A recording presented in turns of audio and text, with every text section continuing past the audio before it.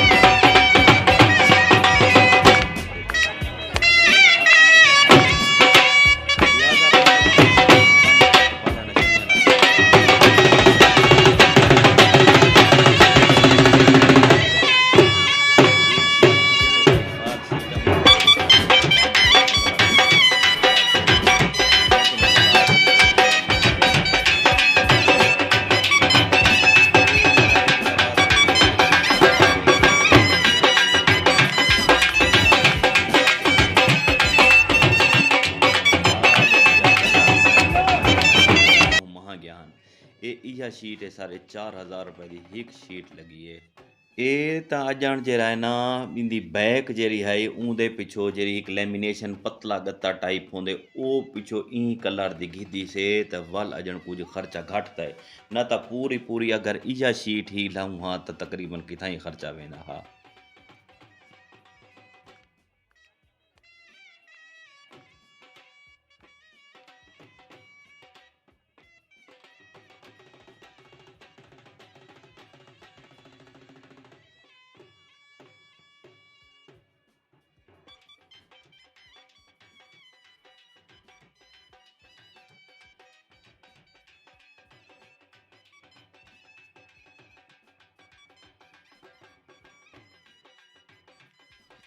रेढ़े वाले को आखे मी तू सामान चाक ने घर लगा जुर उथा उस्ताद साहब आया खड़े ओ तले इंतजार ही चे ते मैं भी ये काम कार करने हन मैं को अपने काम कार करेंदे हुए चंगा लाजा लग गए।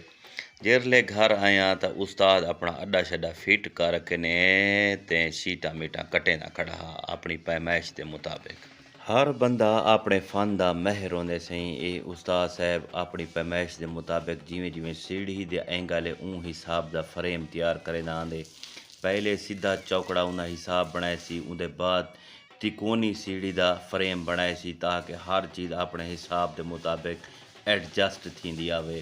पहले हुंडे दे पियो ये फ्रेम तिकोना बनाई करे ते चौकना जरा है वो सामने शीशे वाला एंगल ऊ अलग बनाए सी।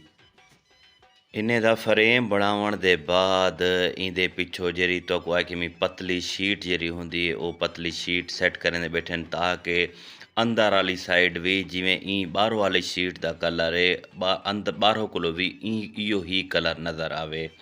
इन्हें दा फ्रेम बना के ने इन्हें को सीधा एडजस्ट कर दिते सी। हुण इंदे बाद अगो मरला रहा पे लरें दा लरां लाऊं ताकि ये बिल्कुल पूरी दी पूरी मजबूती नाल टिकी रह वने।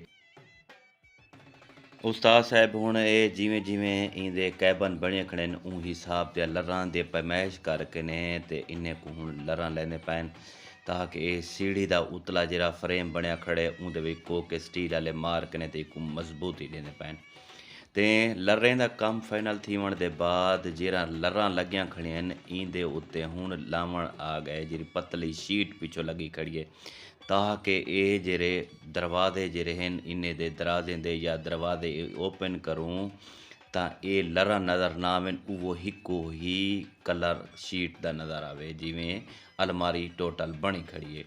ये पतले पतले टुकड़े करके ने इन्हें लरे दे उत्ते उस्ताद हुणी फिट कर दित्ते ने दे पियो।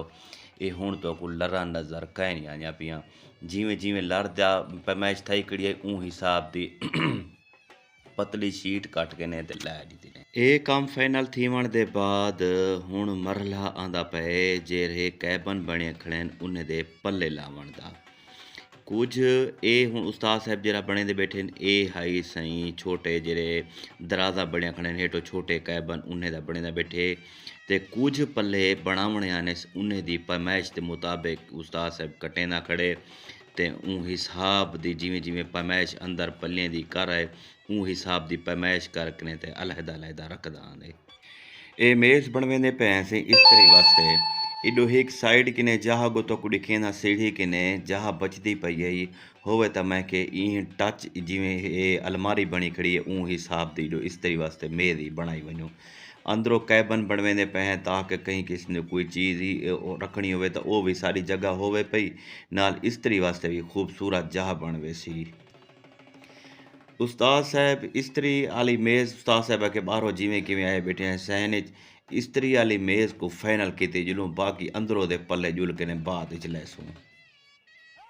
मेज़ का काम फाइनल थीवण दे बाद बाकी बचदा पिया पल्लियां दा काम ही तकरीबन अंदरों जेरे नौजवान रू बैठे हैं ये फाइनल की बैठे हैं ते उस्ताद साहब भी हुण इन्हें दे नाल रल गए ते ये दे पियो सो फाइनल लुक तो दिखेंदा पिया अलमारी भी ते मेज़ भी अल्हम्दुलिल्लाह बहु ही खूबसूरत लगदी पई है। वीडियो अगर तो को पसंद आवे तो मेहरबानी करे सो वीडियो को लाइक करे सो नाल असलम विलाग दे नाल चैनल है वो कोई सब्सक्राइब करे सो नाल फेसबुक पेज भी बने हुआ है उहदे उत्ते भी असलम विलाग को फॉलो करे सो नाल अपने दोस्त अहबाब मिठे प्यारे नाल भी शेयर करे सो। अल्लाह पाक तो को सारे को खुश रखे। अल्लाह पाक तो को सारे को अपने हिफ्ज़ व अमान च रखे। अल्लाह दी अमान सुने मेरे खान। अल्लाह हाफिज़।